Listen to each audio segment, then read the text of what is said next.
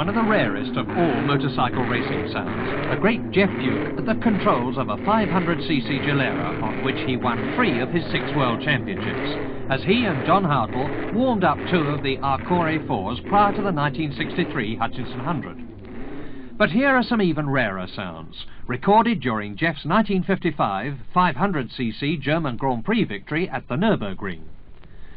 Screaming down the long straight, leading Walter Zeller's BMW at Brunchen,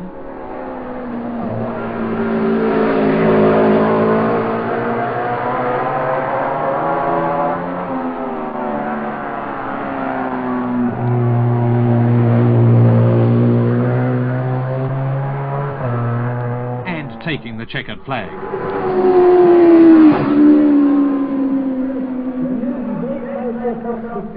Those old recordings are probably the only ones in existence of Duke in his heyday. Yet we can still glimpse some of the highlights of his great career through the sounds of other machines on which he made his name, starting with the 350 Trials BSA.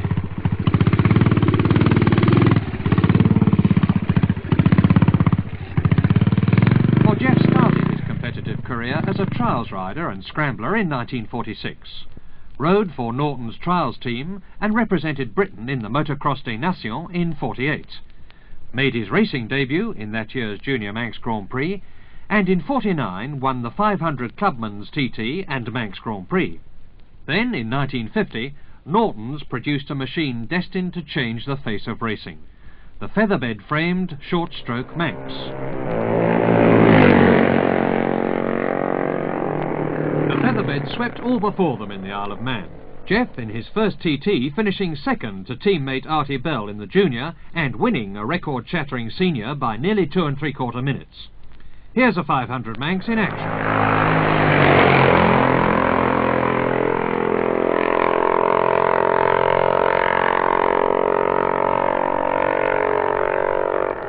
Geoff rode those Nortons for 2 more seasons, scoring TT and championship doubles in '51 and taking the 350 title in '52.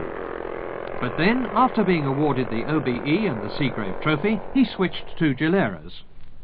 Though a much later recording, here's one of the 500s he rode.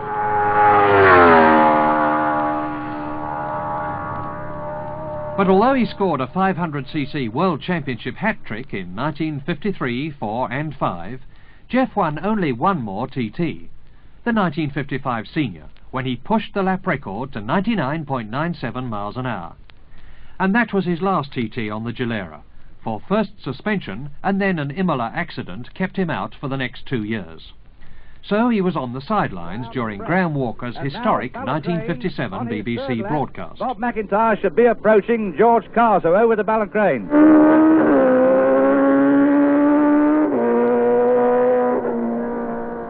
Need I say more? Bob McIntyre just going through, gone away from us in magnificent style. He must have done the ton on that second lap. So let's go back to Graham for more news. Well, back at the grandstand, we're still waiting for that news. I think it's coming up any moment now. It's been done! Bob McIntyre has lapped on his second lap in 22 minutes, 24 and 2/5 seconds. A speed of 101.03 miles an hour. It's simply fantastic. A wonderful, wonderful performance. But Geoff Duke, who nominated Bob McIntyre, has seen his nominee become the first man to do what Geoff so nearly did in 1955, to get the magic ton record. Well, now, the speed with which McIntyre has adapted himself to the very complicated 4-cylinder machine is really wonderful. Incidentally, when he was discussing the machine with me 2 or 3 days ago, he passed very high praise to Geoff Duke, who has done so much to improve the steering of the machine. In fact, he said it's one of the best steering machines he's ever handled. At the end of '57, Gilera withdrew from racing, but not Geoff. For the following season, he acquired a 350 Norton and a Works BMW. After a first-lap retirement in the junior, this is what he said about the Munich twin before the senior. It's certainly going like a bomb anyway. I think it's a matter of getting a little bit more used to the machine, and I'll certainly have plenty of time to do that tomorrow in 7 laps round here anyway. And the twin certainly got going like a rocket.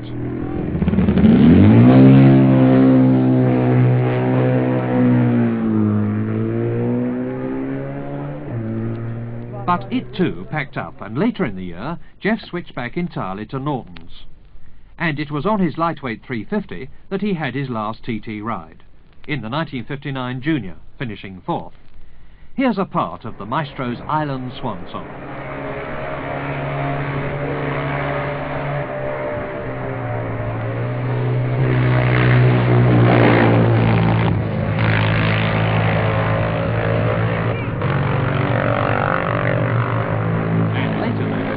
Geoff's racing career ended with a triple victory at Locarno on his Nortons and a 250 Benelli.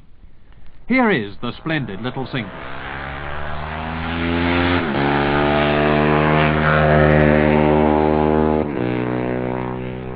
So ended one of the greatest post-war racing careers. But Geoff, now an atelier in the Isle of Man, still kept in close touch with racing and viewed the mountain circuit alterations with growing dismay, as he told Graham Walker in 1961. And I would say that there has been an improvement of probably something like 10 seconds in road resurfacing, the ironing out of bumps and such like, which at many occasions used to actually control the speed through corners, and also the easing of the odd place as well. But I think they ought to leave it alone, don't you? I certainly do. I think it's a shame. And behind the scenes, Geoff never flagged in his efforts to persuade Gilera to return to racing. Finally, in 1963, he succeeded, forming the Scuderia Duke with Derek Minter and John Hartle as the riders. So, thanks to Geoff, the sound with which he once thrilled countless thousands is again re-echoing across the race circuits of Europe.